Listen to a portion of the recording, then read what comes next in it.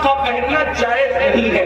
900 سال پہلے عورتوں کو ڈیزائن والا برقع پہننے سے منع کر دیا گیا. اور آج تو لوگوں کے ڈیزائن تو دیکھو کہ معاذ اللہ جو نہیں دیکھنے والا وہ بھی دیکھنے لگے. یہ کیفیت ہے, یہ حالات ہے. اس لیے میں اپنی بہنوں سے کہوں گا, دیکھو یہ دنیا ہے بہنوں, یہ دنیا ہے. ایک جملے کے لیے اپنی آخرت برباد مت کرو. یہی ایک جملہ نا کہ سہیلیوں میں بند سنور کے جاؤں گی تو سہیلیاں کہے گی تو کتنی اچھی لگ رہی ہے. بس ایک جملہ, اس ایک جملے پہ اپنی آخرت خراب کر رہی ہوں. اس ایک جملے کو سننے کے لیے اپنی آخرت برباد کر رہی ہوں. میری بہنوں کون کیا کہے گا؟ سہیلیاں اتنا کہے گی, رشتے دار کی عورتیں اتنا کہے گی تو کتنی اچھی لگ رہی ہے, اور بڑھ کر ایک لمبی گالی بھی دے دے گی کہ تو بالکل ہیروئن کی طرح لگ رہی ہے. میں سمجھتا ہوں کہ ہم کو کوئی ہیرو یا ہیروئن کہے, اس سے بڑی کوئی گالی مجھے نہیں لگتی. کیوں؟ اس لیے کہ ہیرو ہیروئن کون ہے؟ یہ وہ لوگ ہیں جو اسکرین کے سامنے آ کے زنا کرتے ہیں. یہ ناچتے تو کس کوئی ہم کو نچنیا, اگر کوئی کہے کہ تو مولانا لگ رہا تو مولانا کا مطلب کیا؟ علم والا. مولانا کا مطلب کیا؟ شریف. مولانا کا مطلب کیا؟ نمازی. مولانا کا مطلب کیا؟ متقی, پرہیزگار. اب اگر کوئی کہے کہ تو ہیرو لگ رہا, تو ہیروئن لگ رہی, تو آپ مجھے بتائیں کہ وہ لوگ کیا کیا کرتے ہیں. میں کسی سے نفرت نہیں کرنے کی بات کر رہا ہوں, میں کوئی نفرت کی بیج نہیں بول رہا ہوں, لیکن ایک بات کہتا ہوں, اسکرین پر آ کر کے زنا کرتے کہ نہیں کرتے. فاحشہ عورتوں سے بھی زیادہ گندے یہ لوگ ہیں کہ فاحشہ عورتیں تو چھپ کر کے گھروں میں زنا کرواتی ہیں, لیکن یہ تو اسکرین پر آ کر کے زنا کرتے ہیں, کیمرے کے سامنے آ کے زنا کرتے ہیں, بدکاریاں کرتے ہیں. اور تم خوش ہوتے ہو کہ مجھے تو یہ کہا جائے فلمی اداکارہ سے تشبیہ دی جا رہی ہے کتنی اچھی لگ رہی ہے. میری بہن یہ گالی ہے گالی. اور سن لو, ایک ایسا گندا جملہ سننے کے لیے تم اپنے نبی کو ناراض کر رہے ہو, تم اپنے خدا کو ناراض کر رہے ہو. اللہ کو اکبر. اس لیے میری گزارش ہے, یہ دنیا ہمیشہ نہیں رہنے والی, یہ دنیا نے ہمیشہ نہیں رہنا, دنیا نے ختم ہونا ہے. بلکہ دنیا جب ختم ہوگی ہماری زندگی تو دنیا ختم ہونے سے پہلے ہی ختم ہو جائے گی. اور بزرگوں نے فرمایا قیامت جب آئے گی ضرور آئے گی, لیکن اس کی قیامت تو اسی دن آ گئی. کب آ گئی اس کی قیامت؟ جس دن ہماری روح کا رشتہ ہمارے جسم سے ٹوٹ گیا, جس دن ہمارا انتقال ہو گیا, اسی دن ہماری قیامت آ گئی. اب ہم آخرت کی تیاری نہیں کر سکتے. میں اپنی بہنوں سے پوچھنا چاہتا ہوں اور آپ سے بھی کہنا چاہتا ہوں, کبھی تصور کیا, اپنی قبر کا تصور کیا؟ ایک دن ہم قبر میں جائیں گے, ضرور جائیں گے, قبر کے اندر داخل ہوں گے, ضرور داخل ہوں گے. سوچو تو صحیح, وہاں کا اندھیرا سوچو. جانا تو ہے, اس کا کوئی انکار کر سکتا ہے؟ نہیں کر سکتا. جانا تو ہے قبر میں, اندھیرا ہے, کروٹ بدلنے کے لیے بھی جگہ نہیں ہے. وہاں کیڑے ہیں, وہاں مکوڑے ہیں, وہاں سانپ ہے, وہاں بچھو ہے. کوئی بچانے والا نہیں, کوئی مدد کرنے والا نہیں, کوئی مددگار نہیں. ذرا میرے بھائیوں غور کرو, میری بہنوں غور کرو, وہ وقت کیسا ہوگا؟ تھوڑی دیر کے لیے, ایک لمحے کے لیے تصور کرو, وہ وقت کیسا ہوگا جب ان گورے گورے خوبصورت نرم نازک گانوں کو قبر کے کیڑے کھا رہے ہوں گے. قبر کے کیڑے جب ان کو کھا رہے ہوں گے, اس وقت کیفیت کیا ہوگی؟ ہاں, یہ آنکھیں جس پر غرور اور تکبر اور گھمنڈ کرتے ہو, ان آنکھوں کو قبر کے کیڑے پی چکے ہوں گے, اس کے آنسو پی چکے ہوں گے, اس کے دیدے پی چکے ہوں گے. اور اللہ کو اکبر, یہ جسم, یہ نازک جسم جس پہ بڑا گھمنڈ ہے انسان کو, اس کی چمڑی, اس کا گوشت, ہڈیاں سب قبر کے کیڑے چیک کر جائیں گے. اس وقت ہمارا کیا بنے گا؟ اس لیے میرے بھائیوں, میری بہنوں, اللہ سے کرو, ان سب چیزوں کی معلومات حاصل کرو کہ اللہ کا عذاب کیا ہے, اللہ کے عذاب کی شکلیں کیا ہے. اور آج میں تو یہ کہتا ہوں, قبر میں جو عذاب ہوگا وہ تو ہوگا, قبر میں جو سزا ملے گی وہ تو ملے گی, جہنم میں جو ملے گی وہ تو ملے گی, لیکن دنیا میں سزا اللہ دے رہا ہے. آج دنیا کے 90% لوگ جو ہے بے چین ہے, بے قرار ہے, مضطرب ہے, وہ لوگوں کو سکون نہیں ہے. سب کہتے ہیں حضرت سکون نہیں ہے, کوئی کہتا ہے اللہ حضرت سب کچھ ہے سکون نہیں ہے, کوئی کہتا ہے بیٹی کو رشتہ نہیں ہے, کوئی کہتا ہے اولاد نہیں ہے. جس کو اولاد ہے فرما بردار نہیں ہے, فرما بردار ہے ان کو نوکریاں نہیں ہے, گھر میں روٹی کا مسئلہ ہے. ہر مسلمان نہیں بلکہ ہر انسان کسی نہ کسی مسئلے میں الجھا ہوا ہے. یہ مسئلے کیا ہے؟ یہ مسئلے نہیں ہے, یہ مسئلے جو ہے اللہ کے عذاب کی ایک شکل ہے. اللہ نے بطور عذاب مسلط کیا ہے. بیٹی کو رشتہ نہیں آتا, یہ اللہ کے عذاب میں سے عذاب ہو سکتا ہے. یاد رکھنا, روزی کے لیے در در بھٹک رہے ہیں, خدا کے عذاب میں سے عذاب ہو سکتا ہے.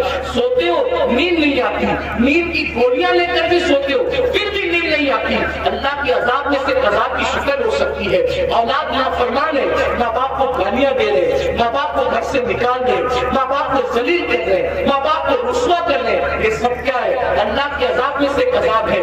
اس لیے اللہ کی نافرمانی کرو گے تو یہی ہوگا. بہرحال آخری بات کے طور پر عرض کر رہا ہوں, پھر آقا ارشاد فرماتے ہم لوگ اور آگے بڑھے. جب جہنم کا مشاہدہ کیا تو ہم نے دیکھا کہ کچھ ایسے لوگ ہیں جن کی نہیں آئے تھے, تو اس وقت مکے کی حالت سے دیکھ لیں. ابھی میں پوری دنیا کی بات نہیں کرتا, ابھی پوری دنیا کا ذکر نہیں کرتا, صرف ایک شہر مکہ المکرمہ کا ذکر کرتا ہوں. ذرا غور کریں, مکہ المکرمہ کون سا شہر ہے جسے قرآن کہتا ہے ومن دخلہ کان آمنا, کہ جو اس میں داخل ہو گیا وہ امن میں آ گیا. امن والے شہر کو کتنی گنڈا گردی کا سامنا تھا, اللہ اکبر. جو شہر امن والا تھا, جو شہر حرم ہے, جہاں کی گھاس اکھاڑنے کی اجازت نہیں, جہاں کے جانوروں کو ستانے کی اجازت نہیں, جہاں جانور سائے میں بیٹھ جائے تو اس کو اٹھانے کی اجازت نہیں, جہاں جانور کو دھمکانے کی اجازت نہیں, جہاں جانوروں کے جنگلی جانوروں کے انڈوں کو توڑنے کی اجازت نہیں, اللہ اکبر. جہاں اللہ اکبر اہل احرام پر حرم میں شکار کرنے کی اجازت نہیں, ایسے حرم کے اندر لوگ اپنی بیٹیوں کو اپنے ہاتھ سے زندہ دفن کر رہے تھے. حدود حرم کے اندر, بالکل حرم کے سامنے. ایک تو حرم وہ ہے, ایک تو حرم وہ ہے جس کو اللہ و رسول نے حرم کے طور پر حدود مقرر کی ہے, لیکن ایک تو مسجد حرام ہے, یعنی حرم میں بھی جو بہت اعلیٰ درجہ رکھے اسے مسجد حرام کہتے ہیں. بالکل مسجد حرام کے سامنے اپنی بیٹیوں کو اپنے ہاتھوں سے زندہ دفن کر رہے تھے. اللہ اکبر. مائیں اپنے بچوں کو گود میں شراب پلا رہی تھی. جیسے آج بچے نہیں سوتے تو ماں نیند کی دوا پلاتی ہے, اس دور میں جب اللہ کے رسول تشریف نہ لائے تھے تو مائیں اپنی گود میں اپنے بچوں کو شراب پلایا کرتی تھی. زنا کا حال یہ تھا, اگر زنا کرنے کوئی عورت نہیں ملتی تو لوگ اپنی ماؤں کے ساتھ زنا کر لیا کرتے تھے. اتنی گندگی تھی کہ ایک ایک عورت کئی مردوں کے ساتھ اپنا رشتہ اور تعلق رکھا کرتی تھی. اللہ اکبر. ذرا غور کریں, اس گندے ماحول میں جبکہ جانوروں کے ساتھ بدکاری ہو رہی ہے, ماں کے ساتھ بدکاری ہو رہی ہے, ماں کی گود میں شراب پلائی جا رہی ہے, اللہ کے گھر پہ 360 بت رکھ دیے گئے ہیں, ننگے ہو کر کعبے کا طواف کرتے ہیں, عورتوں کو منحوس سمجھتے ہیں, بیواؤں کو منحوس سمجھتے ہیں, بیواؤں کے ساتھ بدسلوکی کرتے ہیں, کمزوروں پہ ظلم کرتے ہیں, کمزوروں کا مال کھا جاتے ہیں. جب اللہ کے رسول تشریف لائے, اللہ کے رسول علیہ السلام نے اتنا گندا ماحول دیکھا تو ماحول دیکھنے کے بعد حضور علیہ السلام نے ان کے سامنے نماز کی بات نہیں کی. ذرا میں توجہ چاہتا ہوں آپ سب کی, اہل ہمت کی بھی توجہ چاہتا ہوں. ذرا غور کریں ماحول کتنا بگڑا ہوا تھا.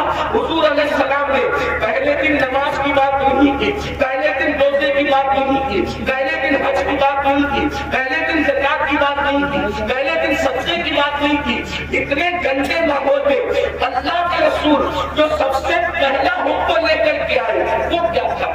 اتنے گندے ماحول میں سب سے پہلا جو حکم لائے وہ کیا تھا؟ وہ قرآن کہتا ہے اقرا بسم ربک الذی خلق خلق الانسان من علق. اللہ اکبر. اندازہ فرمائے اس گندے ماحول کے اندر حضور سب سے پہلے علم کی بات لے کر آئے. پڑھو لکھو, کیونکہ حضور جانتے تھے جس دن ان کو پڑھنا لکھنا آ گیا اس دن ان کی زندگی بدل جائے گی. اور اللہ کے رسول علیہ السلام اللہ کی کتاب لے کر کے آئے,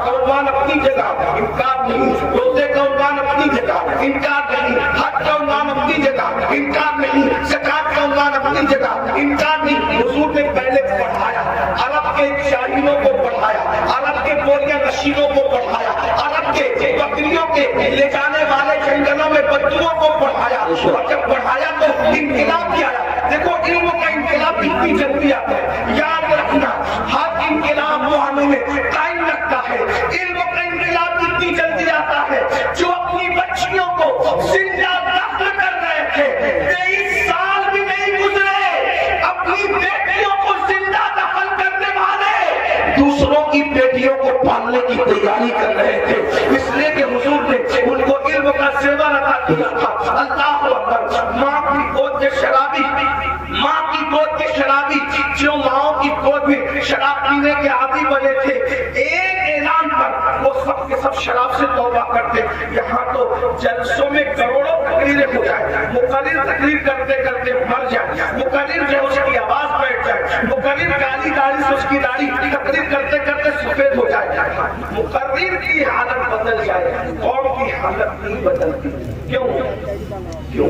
وہاں ایک ہی اعلان میں پوری قوم نے شراب سے توبہ کی، بس اتنا کہا تھا، اے لوگوں آج سے شراب حرام ہو گئی، آج سے شراب حرام ہو گئی۔ جن کے منہ میں تھی انہوں نے اگل کی، منہ سے اگل کی، جن کے ہاتھ میں تھی انہوں نے اگل کی، جن کے مٹکوں میں تھی انہوں نے نالیوں میں بہا دی۔ مدینے کی گلیوں میں شراب بہ رہی تھی، ایک اعلان، وجہ حضور نے اس قوم کو پہلے ایجوکیٹ کیا، علم عطا کیا، انہیں پتا تھا اگر حرام کریں گے تو نقصان کیا ہے۔ آج ہماری قوم کو نہیں پتا ہے، حلال و حرام میں کوئی تمیز نہیں کیونکہ ان کے پاس علم نہیں۔ آج ہماری قوم کو غسل اور وضو نہیں پتا ہے، ان کے پاس علم نہیں ہے۔ اگر وہ شادی میں ڈی جے لگا رہے ناچ رہے تو ان کو پتا نہیں ہے کہ اس کا نقصان کیا ہے۔ وہ یہ سمجھتے ہیں اللہ ناراض ہوگا تو سزا دے گا، لیکن اللہ کی سزا کیا ہوگی، اس کی شکلیں کیا ہوگی، یہ انہیں کچھ پتا نہیں۔ جس دن انہیں پتا چل جائے کہ خدا کی عذاب کی شکلیں کیا ہوتی ہیں، ایک جلسے میں تو نہیں بتایا جا سکتا، لیکن تھوڑے سے وقت میں اشارہ کرنا چاہتا ہوں۔ جس دن پتا چل جائے نا میرے بھائی کہ خدا کی عذاب کی شکلیں کیا ہوتی ہے، تو بندہ قدم اٹھانے سے بھی پہلے سوچے گا کہ میں یہ قدم اٹھاؤں کہ نہیں اٹھاؤں۔ آج ہماری قوم کو بس اتنا پتا ہے، کلمہ پڑھ لیا ہم مسلمان ہو گئے، گوشت و انڈا مچھلی کھاؤ اور ہم مسلمان ہیں، جمعہ دو رکعت پڑھنے چلے جاؤ ہم مسلمان ہیں، عید میلاد النبی آئے تو جلوس میں شرکت کرو ہم مسلمان ہیں، محرم آئے تو محرم کی محفلیں سجا لو ہم مسلمان ہیں، اسی طریقے سے دیوالی آئے تو غوث کی نیاز کر لو ہم مسلمان ہیں، چھٹی آئے تو اجمیر شریف والے سرکار کا ذکر کر لو ہم مسلمان ہیں، سفر کا مہینہ ہے تو ساری قوم مل کر کے بریلی شریف کے قریب رہتے ہیں اس سے اعلیٰ میں شریک ہو جائے ہم مسلمان ہیں۔ لیکن پتہ ہی نہیں ہے، تقاضا ہمیں یہ ہے کہ اسلام کیا کہہ رہا ہے، ہم سے کیا کہہ رہا ہے، اللہ ناراض ہوگا تو کیا کرے گا، کس طریقے کی کا عذاب دے گا، اس کے عذاب کی شکلیں کیا ہوگی۔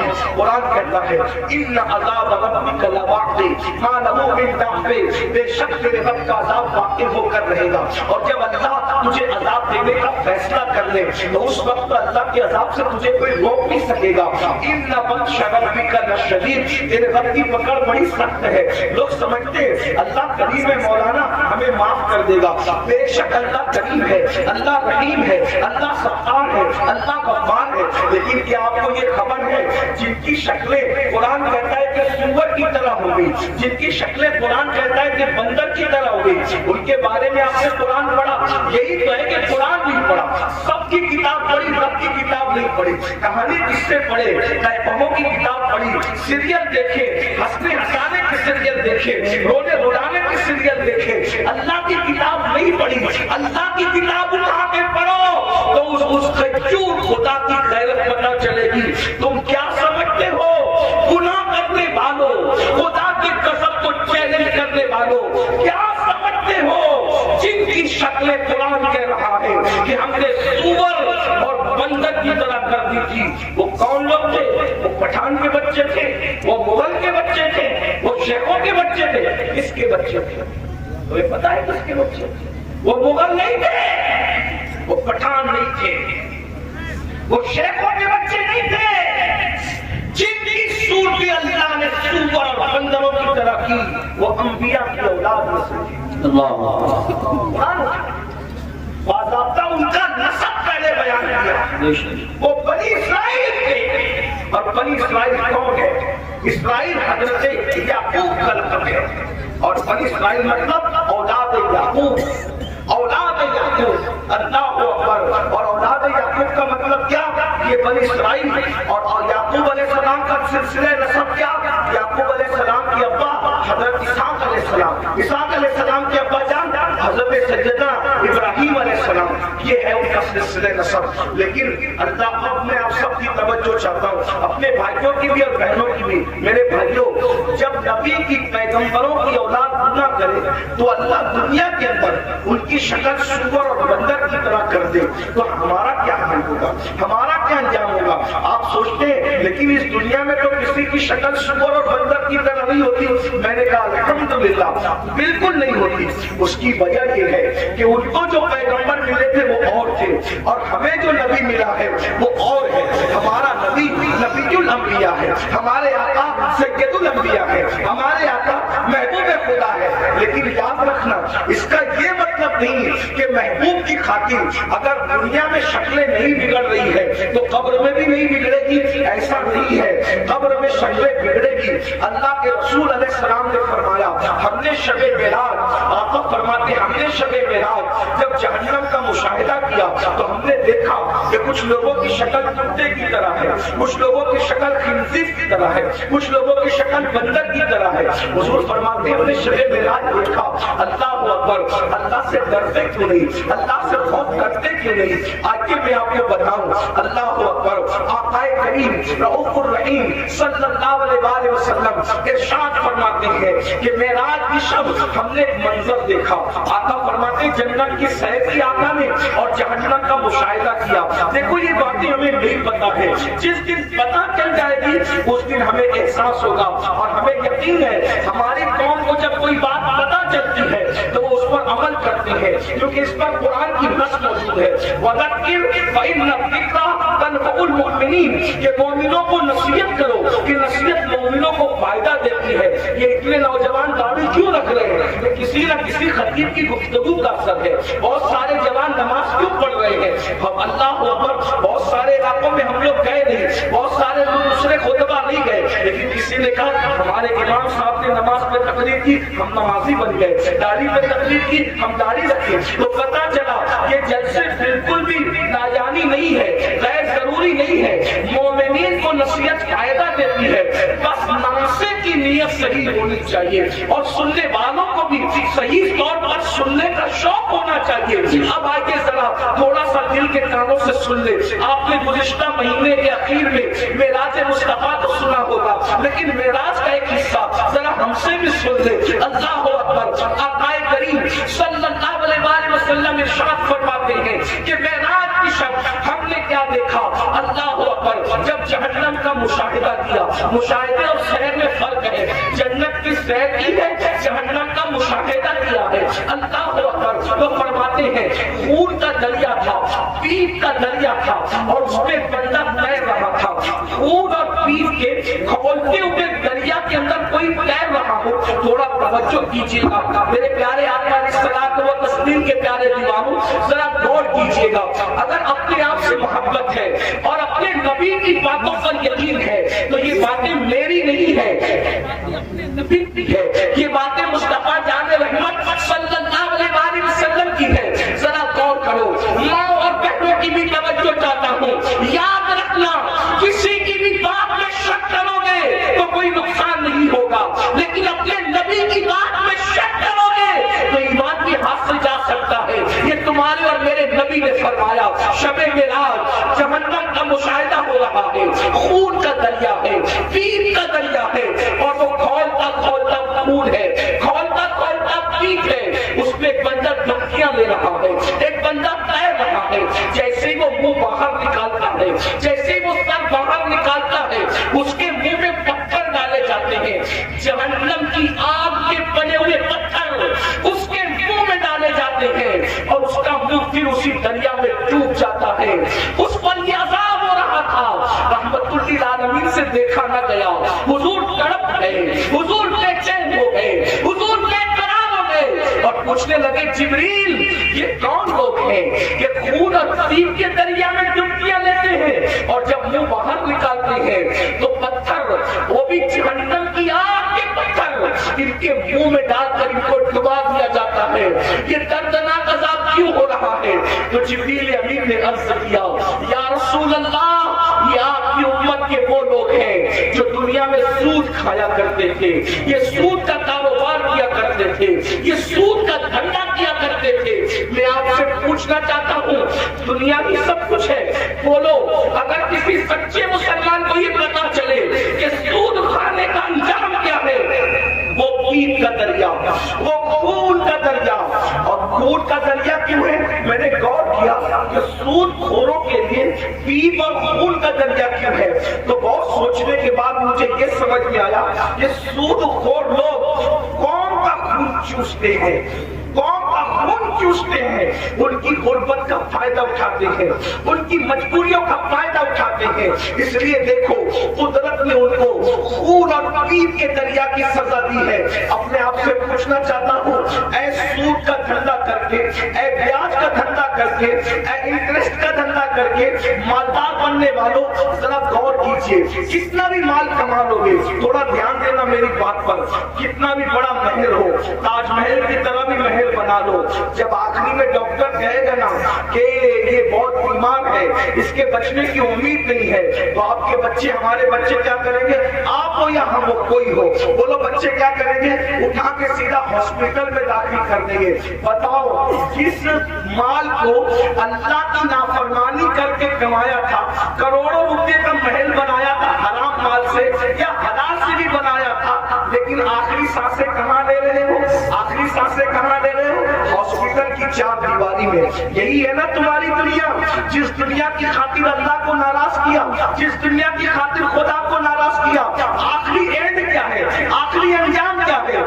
دنیا کے 80% لوگ ہاسپٹل میں آخری سانس لیتے ہیں اور اکثر لوگ تو آئی سی یو میں آخری سانس لیتے ہیں. ہائے ہائے, قدرت کا امتحان تو دیکھو, قدرت کی سزا تو دیکھو. یاد رکھنا بہت کم وہ خوش نصیب ہے جو اللہ اکبر سجدوں میں جاتے ہیں, خدا کے حرم میں جاتے ہیں, تلاوت کرتے کرتے جاتے ہیں. 80% لوگ دواخانوں کی چار دیواریوں میں آخر سانس لیتے ہیں. اللہ اکبر. میں اس میں کوئی فتویٰ نہیں لگا رہا ہوں, میں مفتی بھی نہیں ہوں, لیکن اتنا ضرور کہوں گا ذرا غور تو کرو, کروڑوں کی بلڈنگ پڑی ہوئی ہے اور آپ کرائے کے دواخانے کے اندر آخری سانس لے رہے ہو. پلنگ ہے, ہاں ہاں, کپڑوں پہ غرور کر کے خدا کو بھولنے والوں, یہ خدا کا امتحان دیکھو, اللہ کی آزمائش دیکھو, خدا کا امتحان دیکھو. اِنَّ عَذَابَ رَبِّكَ لَوَاقِعٌ. ارے فرعون جس امتحان سے گزرا اس امتحان سے تم بھی گزارے جاؤ گے. خدا کے غضب کو چیلنج کرنے والوں اپنے کپڑوں پہ اتراتے تھے, پہنانے والے خدا پہ ناز نہیں تھا, کپڑوں پہ گھمنڈ تھا نا, کپڑوں پہ غرور تھا نا. کیا ہوتا ہے 50,000 کا میرا ڈریس ہے, 25,000 کا اچھے کپڑے پہنو, اسلام منع نہیں کرتا, لیکن آخری میں کیا ہے؟ سارے اچھے کپڑے اٹھا کے گھر رکھ دیے گئے اور ہاسپٹل کے کپڑے تمہیں پہنائے گئے. یہ مرنے سے پہلے خدا کا امتحان ہے. کس دنیا سے منہ لگا رہے ہو, کس دنیا سے دل لگا رہے ہو, کس دنیا کے چکر میں اللہ کو بھولے ہو, کس دنیا کے چکر میں شریعت کو پیٹ کے پیچھے ڈالے ہو, کس دنیا کے چکر میں دین کو پیٹ کے پیچھے ڈالے ہو. مسلمانوں, اگر تمہیں یہ علم ہو جائے کہ دنیا کی اوقات کیا ہے تو تم کبھی دنیا کو منہ نہ لگاؤ, دنیا سے دل نہ لگاؤ. اللہ کے رسول علیہ السلام نے ایک مرتبہ دریا کے اندر اپنی انگلی ڈبوئی اور دریا میں انگلی ڈبو کر کے باہر نکالا اور باہر نکال کر کے فرمایا یہ میری انگلی میں جتنا پانی آیا وہ دنیا ہے اور یہ جو سارا پانی ہے وہ آخرت ہے. اب بتائیں قطرے کو لے کر کے سمندر کو چھوڑنے والے نادانوں, دراصل علم نہیں ہے. اگر ہمیں علم ہوتا تو پتا چلتا وَالْآخِرَةُ خَيْرٌ وَأَبْقَىٰ. آخرت بہتر ہے, آخرت باقی رہنے والی بھی ہے, دنیا باقی رہنے والی ہے ہی نہیں. اور دنیا تو کہتے اسے ہے جو ادنا کی بھی تصویر ہے, جو ادنا سے بھی گری ہوئی کو دنیا کہتے ہیں. ادنا کا مطلب سمجھتے ہیں نا, ادنا کا مطلب چھوٹا، اور دنیا اور اس سے بھی گری ہوئی، جس کا نام ہی دنیا ہو حقیر۔ لیکن یہ پتا ہم سمجھتے دنیا کوئی بڑی چیز ہے، ارے نادان دنیا کہتی حقیر کو، ایسی حقیر کہ اس سے زیادہ کوئی حقیر نہ ہو، جیسے بہترین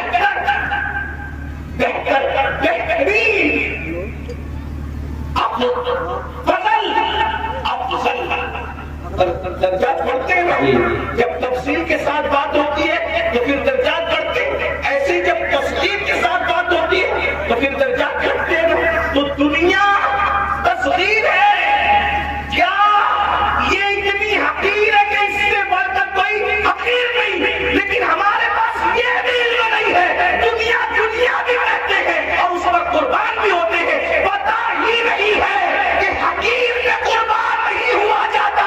ارے جب حقیر میں قربان نہیں ہوتے تو حقیر میں کیسے قربان ہوتے ہیں؟ اگر قربان ہونا ہے تو اس پر قربان ہو جاؤ جس نے دنیا بھی پیدا کی، آخرت بھی پیدا کیا۔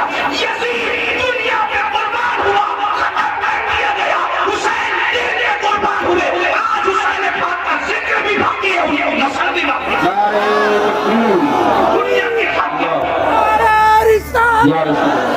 دنیا کی خاطر،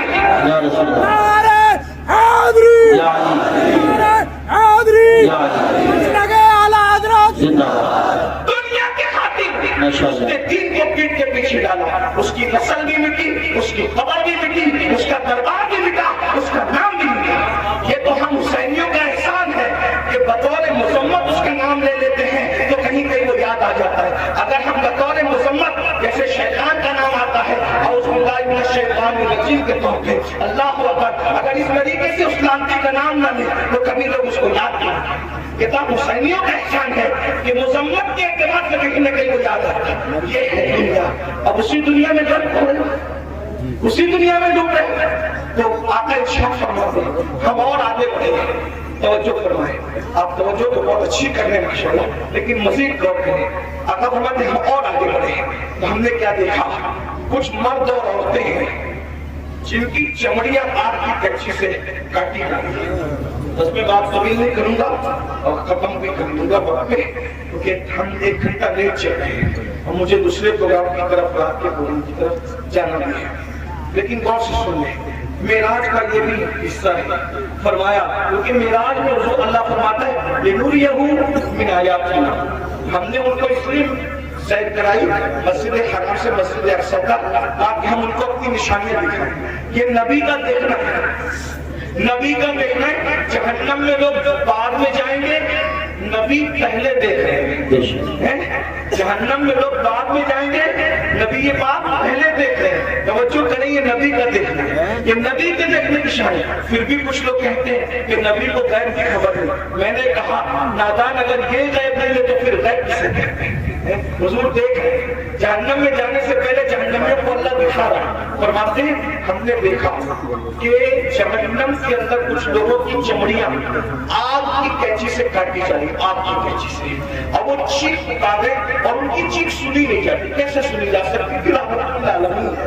حضور فرماتے ہیں جہنم کی آگ کی کینچیوں سے چمڑیاں کٹ رہی تھی۔ اس پہ ذرا دھیان دیں، دنیا کی آگ نہیں اور دنیا کی کینچیاں بھی نہیں، جہنم کی آگ، جہنم کی کینچی اور چمڑیاں کٹ رہی، وہ چلا رہی۔ میں نے پوچھا جبریل یہ کون لوگ ہیں؟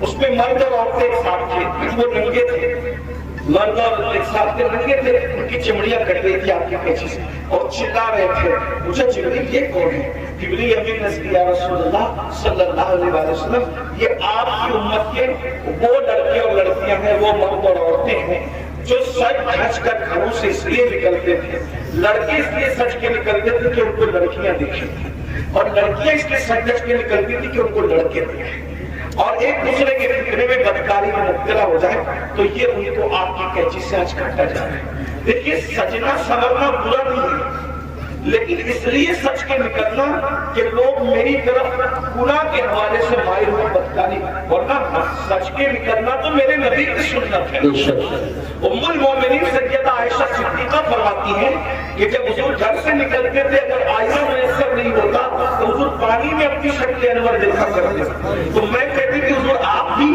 واقعہ فرماتے ہیں عائشہ اللہ حسن والا ہے اور وہ حسن کو پسند کرتا ہے، اگر کوئی بندہ گھر سے سج سنور کر زینت کے ساتھ نکلتا ہے تو جس کے پاس جاتا ہے اس کی بھی اور جو جاتا ہے اس کی بھی اللہ دونوں کی مغفرت فرما دیتا ہے۔ ہمارے یہاں تو نماز کے لیے بھی سج سنور کر مسجد جانے کا حکم ہے، لیکن افسوس اس بات پر ہے سجنے پر اسلام اعتراض نہیں کرتا، سنورنے پر اسلام اعتراض نہیں کرتا، زینت کرنے پر اسلام اعتراض نہیں کرتا۔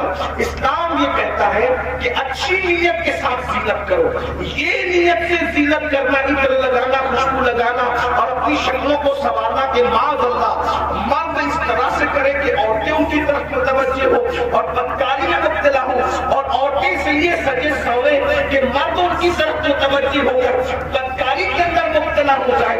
میرے آقا صلی اللہ علیہ وسلم کی کنیزوں سے ایک بات کہنا چاہتا ہوں، سنورنا عورتوں کو ضرور ہے لیکن باہر نکلنے کے لیے نہیں بلکہ اپنے شوہر کے لیے۔ یہاں تک فرمایا گیا جو عورت اپنے شوہر کا دل خوش کرنے کے لیے بنتی اور سنورتی ہے، اللہ تبارک و تعالیٰ ایسی عورت کو نفل نماز پڑھنے سے زیادہ ثواب عطا فرماتا ہے۔ لیکن یہاں بازار میں جانے کے لیے نہیں سنورنا، ولیمے میں جانے کے لیے نہیں سنورنا، باہر نکلنے کے لیے نہیں سنورنا، عورت کو اگر سنورنا ہے تو شوہر کے لیے سنورنا ہے۔ اور ایک بات بھی اپنی بہنوں سے کہہ دوں، اللہ کے رسول علیہ السلام نے تو یہاں تک فرمایا جو عورت اتنا خوشبو لگا کر اپنے گھر سے نکلتی ہے کہ وہ خوشبو مردوں کو اپنی طرف مائل کرتی ہے، ایسی عورتیں قیامت کے دن زانیہ عورتوں کی حیثیت سے اٹھائی جائے گی، اللہ اکبر، زناکار عورتوں کی حیثیت سے اٹھائی جائے گی۔ عورتوں کو باہر نکلتے وقت خوشبو بھی نہیں لگانا چاہیے اور برقع بھی ان کو ایسا پہننا چاہیے کہ اتنا ڈھیلا ڈھالا برقع ہو کہ ماں اللہ اکبر کہ پہننے والی عورت جو ہے وہ اس کا جسم چھوٹا نہیں یا بڑا ہے، اس کا جسم دبلا نہیں یا موٹا ہے، اس بارے میں کسی کو اندازہ نہ ہو۔ اتنے ڈھیلے اور اتنے بھدے کپڑے پہننے چاہیے برقعے کے حوالے سے۔ لباس اچھا پہنو لیکن برقعے کا کپڑا بھدا ہو، برقعے کا کپڑا چمکیلا نہ ہو، برقعے پہ ڈیزائن نہ ہو۔ امام غزالی رحمۃ اللہ علیہ نے آج سے 900 سال پہلے فتویٰ دیا تھا کہ ڈیزائن والا برقع پہننا جائز نہیں ہے۔ 900 سال پہلے عورتوں کو ڈیزائن والا برقع پہننے سے منع کر دیا گیا، اور آج تو لوگوں نے ڈیزائن تو دیکھو کہ معاذ اللہ جو نہیں دیکھنے والا وہ بھی دیکھنے لگے۔ یہ کیفیت ہے، یہ حالات ہے۔ اس لیے میں اپنی بہنوں سے کہوں گا دیکھو یہ دنیا ہے بہنوں، یہ دنیا ہے، ایک جملے کے لیے اپنی آخرت برباد مت کرو۔ یہی ایک جملہ نا کہ سہیلیوں میں بند سنور کے جاؤں گی تو سہیلیاں کہے گی تو کتنی اچھی لگ رہی ہے، بس ایک جملہ، اس ایک جملے پہ اپنی آخرت خراب کر رہی ہوں، اس ایک جملے کو سننے کے لیے اپنی آخرت برباد کر رہی ہوں۔ میری بہنوں کون کیا کہے گا؟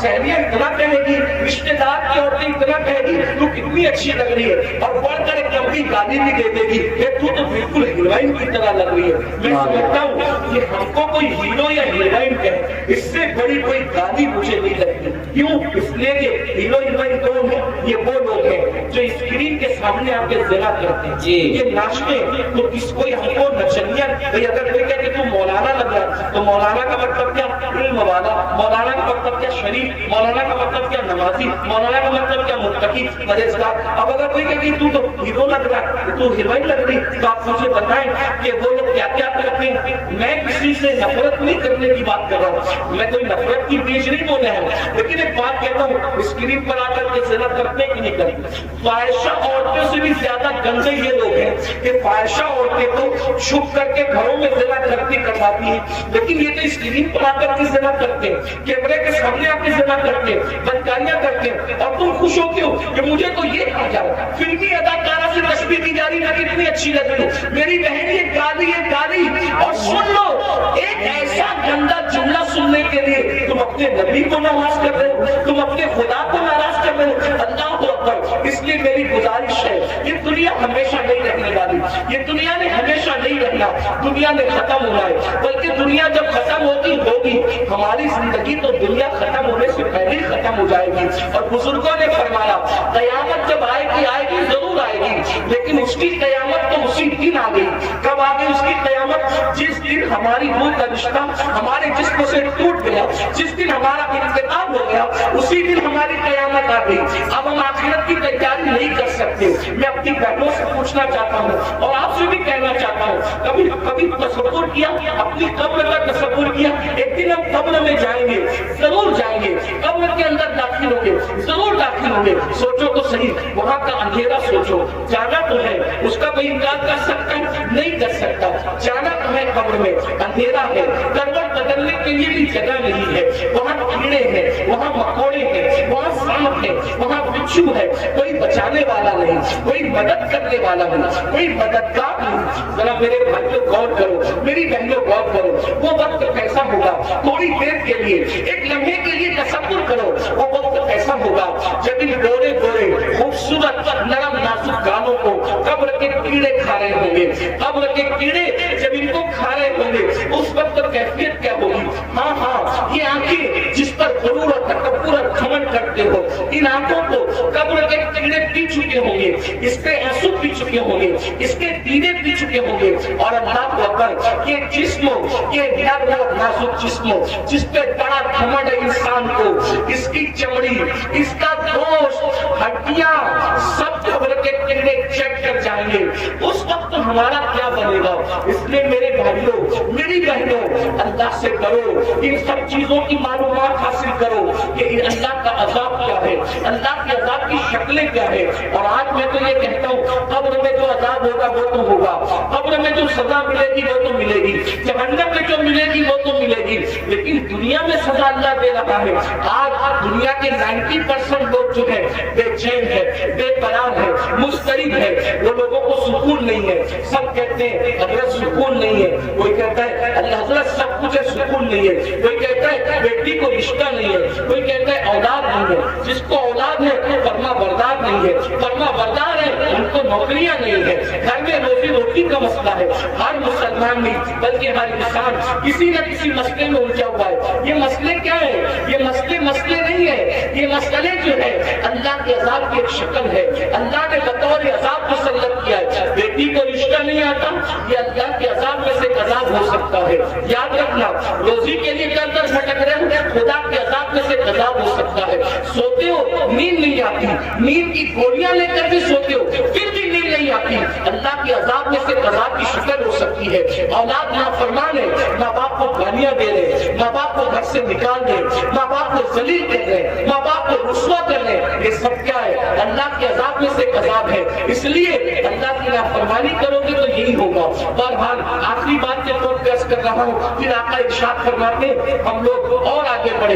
जब जहन्नम का मुशाहिदा किया तो हमने देखा कि कुछ ऐसे लोग हैं जिनके होंठ आग की कैंची से काटे जा रहे हैं, आग की कैंची से होंठ काटे जा रहे हैं। मैंने पूछा जिब्रील ये कौन लोग हैं? तो जिब्रील अलैहिस्सलाम ने उसकी या रसूल अल्लाह, ये आपकी उम्मत के वो उलमा हैं, वो मुक़र्रिर लोग हैं जो कौम में फितना फैलाने की बात करते थे, कौम में ऐसी बात करते थे कि कौम में फितना फैले।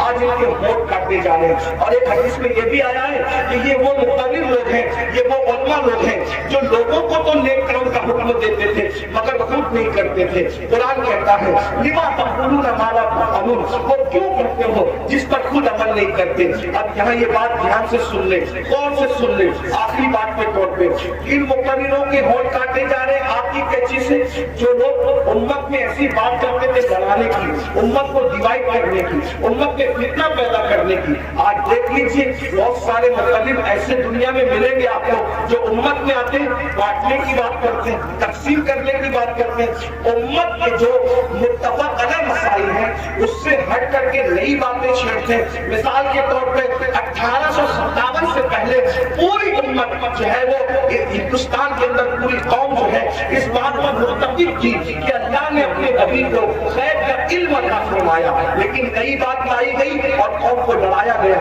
اور یہ بات کہی گئی کہ نبی کو تو دیوار کے پیچھے کی خبر نہیں ہے، ایک نئی بات کر کے قوم کو لڑایا گیا، امت میں انتشار پیدا کیا گیا۔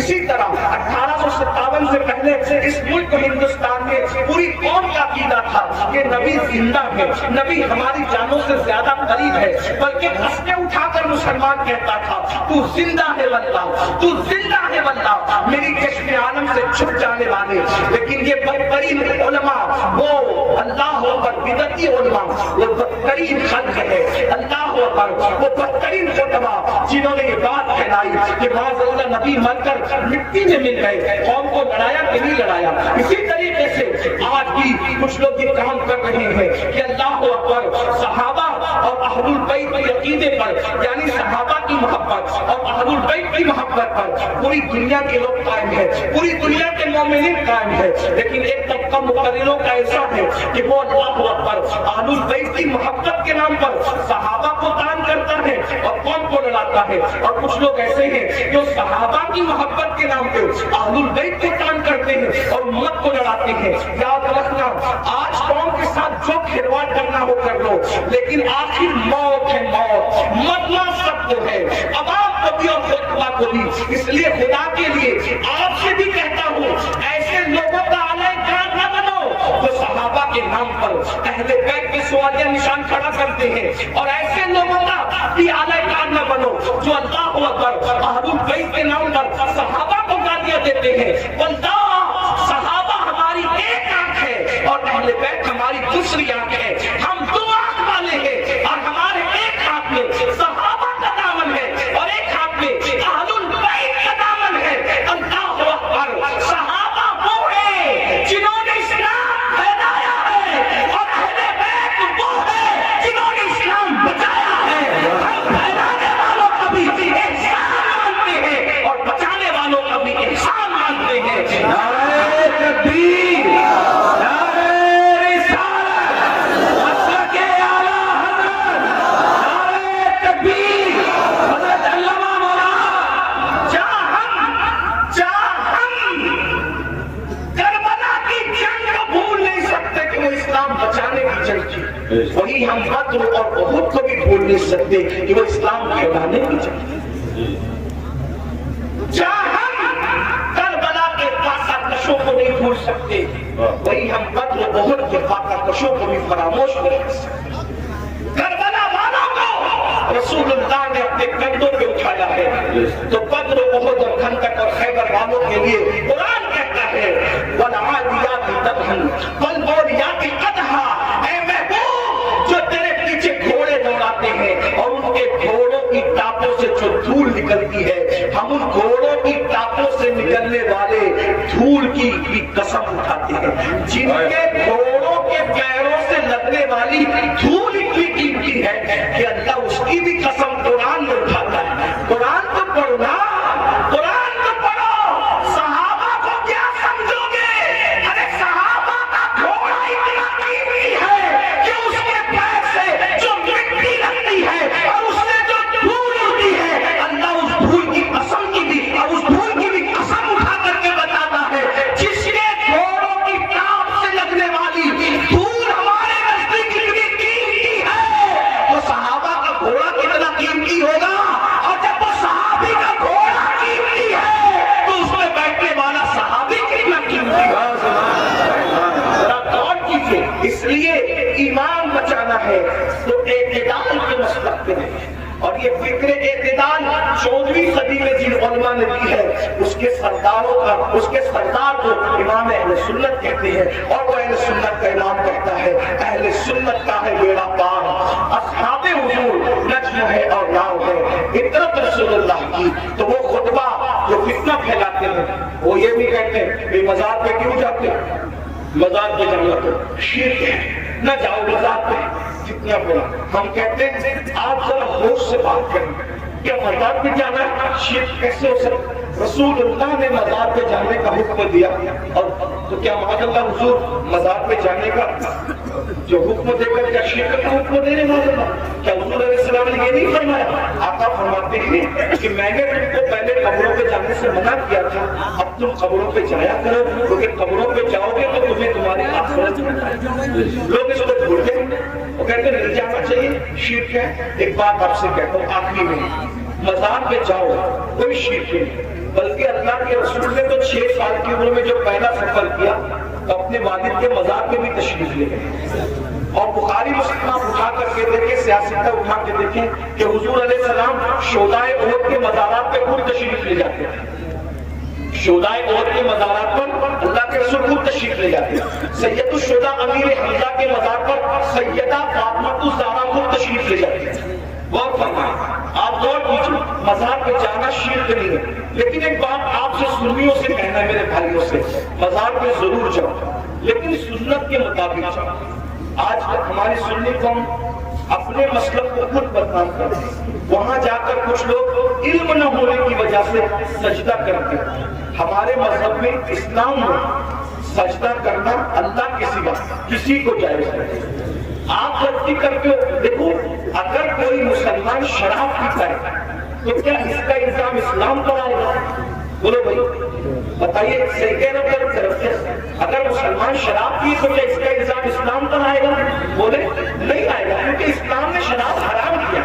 اب کوئی شراب پی رہا ہے تو یہ اس کی اپنی نادانی ہے، اسلام کا اس میں کوئی قصور نہیں ہے۔ تو اگر معاذ اللہ کوئی جاہل انپڑھ قبر پہ جا کے سجدہ کر رہا ہے تو اہل سنت اس کی تعریف کبھی نہیں کرتے۔ ہمارے امام سیدی اعلیٰ حضرت نے تو پوری کتاب لکھی الزبدۃ الزکیہ، سجدے تعظیمی کی حرمت پر آپ نے پوری کتاب لکھی۔ تو غیر اللہ کو سجدہ تعظیمی حرام ہے، اور معاذ اللہ اگر عبادت کی نیت سے کرے تو شرک ہے۔ یہ ہم اہل سنت کا مسلک ہے۔ سجدہ کرنے کے بارے میں ہم سنیوں کو لوگ بدنام کرتے ہیں، جھوٹ بولتے ہیں، تجاوز عارفانہ سے کام لیتے ہیں، ہم تائید کرتے ہیں۔ ہمارے کسی سنی ذمہ دار عالم نے کبھی قبر پر سجدہ کرنے کی اجازت نہیں دی، اس کی تائید نہیں کی۔ بھائی اگر ہم قبروں کو سجدہ کرتے تو پھر ہم مسجدیں کیوں بناتے؟ ہم اتنی محنت کر کے چندے کر کے مسجدیں کیوں بناتے؟ بھائی جو قبروں کو سجدہ کرے گا اس کی مسجد کیسے ہوگی؟ ہماری مسجدیں ہیں، اور آج بھی اتنی گنڈا گردی لوگوں نے کی ہمارے ساتھ، آج بھی پورے ملک ہندوستان میں نہیں بلکہ پوری دنیا میں سب سے زیادہ اگر کسی کی مسجدیں ہیں تو وہ صرف اور صرف ہم اہل سنت و جماعت کی مسجد ہے۔ پوری مسجدوں پر قبضہ کیا، ناجائز قبضہ کیا، چھینا، پھر بھی سب سے زیادہ مسجدیں ہماری۔ الحمدللہ دلی کی جامع مسجد کے بانی سے لے کر مراد آباد کی جامع مسجد کے بانی تک تاریخ اٹھا کر کے دیکھ لو، سب کے سب آپ کو اہل سنت ملے گا، کوئی اہل بدعت آپ کو نہیں ملے گا، الحمدللہ رب العالمین۔ لیکن یہ بات سنیوں میں تم سے کہتا ہوں، قبروں پہ جا کے سجدہ مت کرو، اپنا اسلام بدنام ہوتا ہے، اپنا مسئلہ۔ اور ایک بات کہتا ہوں، جس چیز سے اللہ رسول نے روک دیا اس میں کبھی کوئی فائدہ ہی نہیں ہے۔ جب ہم اپنے نبی کو سجدہ نہیں کر سکتے، ہم کسی ولی کو سجدہ کیسے کر سکتے؟ ہم کسی پیر کو سجدہ، آپ کو میری بات بری لگے گی تو معاف کرنا، لیکن یہ میں آپ کی آخرت کے لیے کہہ رہا ہوں۔ آپ سوچیں گے نہیں ہمیں تو خدا نے بتایا۔ ایک بات میں آپ سے کہہ دوں، آپ کس کے مرید ہیں؟ آپ کہیں گے میں قادری سلسلے میں مرید ہوں، کوئی آپ کہیں گے میں چشتی سلسلے میں مرید ہوں، کوئی کہے گا میں نقشبندی سلسلے میں مرید ہوں، کوئی کہے گا میں سہروردی سلسلے میں مرید ہوں، کوئی کہے گا میں مداری سلسلے میں مرید ہوں، کوئی کہے گا میں واقعی سلسلے میں مرید ہوں، کوئی کچھ۔ سب سلسلے چیرو حق ہے، جتنے بھی سلسلے حق ہیں، سب سلسلے ہمارے صدر آنکھوں پر ہیں۔ لیکن یہ علماء کی موجودگی میں ایک بات میں آپ سے کہوں ذمہ داری کے ساتھ، یاد رکھیے کسی بھی سلسلے سے مرید ہونا اس وقت تک کام نہیں آئے گا جب تک کہ تم پہلے شریعت کے مرید نہ بنو۔ پہلے شریعت کے مرید بنو پھر قادری ہونا کام آئے گا، پہلے شریعت کے مرید بنو پھر چشتی ہونا کام آئے گا، پہلے شریعت کے مرید بنو پھر نقشبندی ہونا کام آئے گا، پہلے شریعت کے مرید بنو پھر سہروردی ہونا کام آئے گا۔ اگر شریعت کے مرید نہیں بنے تو نہ غوث پاک بنا دیں گے، نہ غریب نواز بنا دیں گے، نہ شاعر نقشبند بنا دیں گے، نہ شاعر سہرورد بنا دیں گے، لٹکتے رہ جاؤ گے، برباد ہو جاؤ گے۔ کیونکہ یہ سارے بزرگوں نے شریعت کے لیے ہی اتنی بڑی بڑی قربانیاں دی۔ اگر غوث پاک ایران چھوڑ کر بغداد آئے تو صرف تحفظ شریعت کے لیے آئے. یہ غریب نواز اپنا وطن چھوڑ کر بلکہ مدینہ منورہ کے مدرس کے غریب نواز 3 سال مسجد نبوی میں حدیث کا درس کیا. اب ہم یہ سب کچھ چھوڑ کر کے ہندوستان آئے شریعت کے تحفظ کے اسلام کی خاطر آئے. ورنہ اور کیا لالچ تھی ان کو؟ کیا کوئی تخت پہ بیٹھنا تھا, کوئی تاج حاصل کرنا تھا, کسی کی کڑیا پہ حملہ کرنا تھا, کسی کی زمین پہ قبضہ؟ کچھ بھی نہیں. ایک ہی مقصد تھا, بھٹکے ہوئے آدمیوں کو پھر سوئے حرم میں دین کے لیے آئے تھے. اس لیے اللہ کو اپنی مرضی سے راضی مت کرو, اللہ کو اللہ کے بنائے ہوئے قانون سے راضی کرو.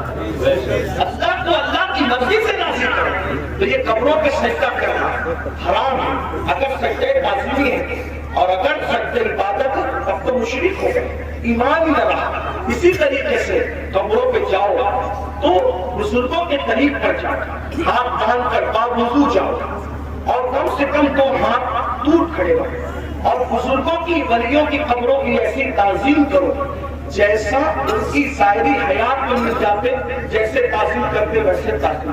بتاؤ کیا اگر واسطہ غریب نواز اور بزرگان دین ہمیں مل جاتے تو ہم ان کے اوپر ایسے لٹکتے, ایسے لٹکتے, ان کے اوپر ایسے گرتے پڑتے جیسے کپڑوں پہ گرتے پڑتے.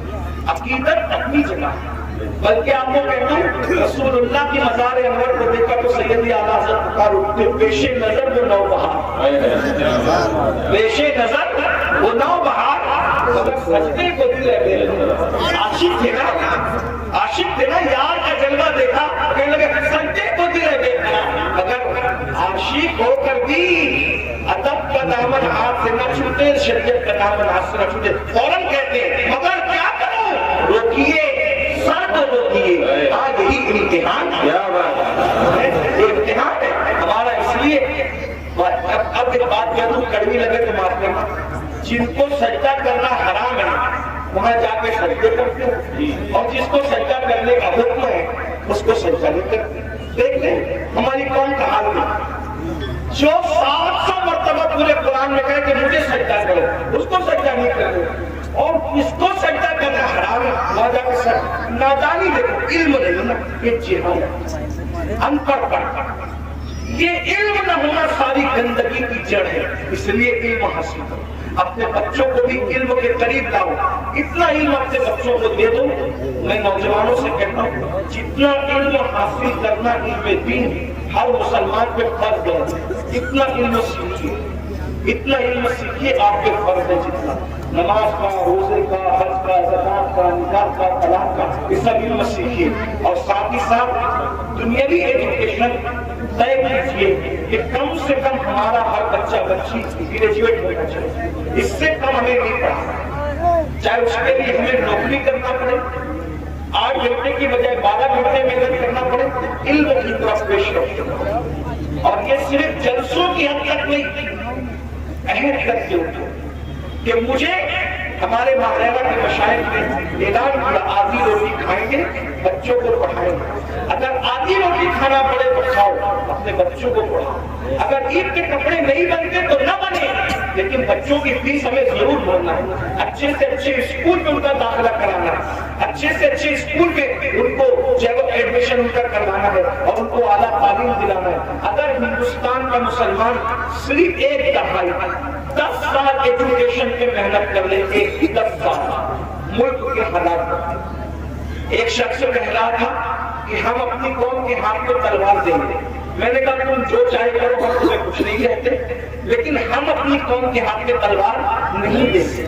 ہم مسلمان اپنی قوم کے ہاتھ میں تلوار نہیں دیں گے, ہم اپنی قوم کے ہاتھ میں قلم دیں گے. قلم, جس کو تلوار دینے ہوتے تم جانو, تمہارا کام جانو, لیکن مسلمانوں سے ہم ہر جلسے میں اپیل کرتے ہیں کہ ہمارا اپنے بچوں کے ہاتھ میں تلوار, یا ہم تو بلیل بھی دینا نہیں چاہتے. آج کی تاریخ میں ہم قلم دینا چاہتے ہیں. یاد رکھنا, تلواریں اٹھتی ہے تو گردنیں کٹتی ہے, اور جب قلم اٹھتا ہے تو غربت کرتی ہے. جب قلم اٹھتا ہے کمزوریاں کرتی ہے, قلم اٹھتا ہے دشمن سے ہوتے ہیں, قلم اٹھتا ہے انقلاب آتا ہے. میرے نبی قلم اور کتاب لے کر लेके आए थे, इसलिए कोई बच्चा अनपढ़ न रहने पाए। जो कुछ हुआ और जो बच्चे 10वीं 12वीं पढ़ के ड्रॉप आउट हो गए, हट गए, उनसे मैं कहता हूँ आज घर बैठ करके बहुत सारे कोर्सेज किए जा सकते हैं। इसलिए मोबाइल में गेम खेलकर वक्त जाया करने की बजाय इधर उधर बैठ कर इसके होते पर उसके ऊपर पे बैठ कर वक्त जाया करने की बजाय बच्चियों से भी कहता हूँ, अगर 10वीं 12वीं पढ़ करके छोड़ दिया है तो बहुत सारे ऐसे आज कोर्सेज है कि घर में बैठे बैठे आप तालीम हासिल कर सकते हो। लॉकडाउन के अंदर मैं भी जो 11वीं पढ़ के मैंने छोड़ दिया। मेरे 11वीं पढ़ के छोड़ने का वाकया भी एक अजीब सा है। असल में सुन्नी दावत इस्लामी के माहौल में था। मैं 11वीं में जब जूनियर कॉलेज में मेरा एडमिशन हुआ, माँ बाप की तमन्ना थी कि इसको टीचर बनाएंगे, तो खास तौर पे अम्मी की तमन्ना थी इसको टीचर बनाए। मैं जैसे ही जूनियर कॉलेज में मैंने कदम रखा तो देखा कि लड़के और लड़कियां साथ पढ़ते हैं और पेपर था, और 11वीं में पहुंचने के बाद सब बालिग हो गए। तो इतना शऊर नहीं था मुझे, लेकिन इतना तो था कि लड़कियों के साथ नहीं बैठा जा सकता पेपर का। तो मैंने टीचर से कहा, क्लास टीचर से, अब्दुल अजीज सर हमारे थे, मैंने कहा कि लड़कियों के साथ तो बैठना नाजायज है। वो हंसने लगे, बोले हैरत है इस दौर में ऐसी बात कोई करता है, तू पागल तो नहीं हुआ। मैंने 1 महीने तक के ये बात करता रहा। आखिर हमारे प्रिंसिपल ने कहा ऐसी बात नहीं। मैंने कहा या तो डिवाइड कर दे या तो फिर हम चले, और मैंने जो है वो फिर उसके बाद छोड़ दिया। मेरे सर मेरे घर तक इत्तेफाक से मेरे अब्बा की भी क्लास टीचर रह चुके थे, और मेरे भी एक ही स्कूल में, हमारे अब्बा नहीं पढ़ा, नहीं पढ़ा।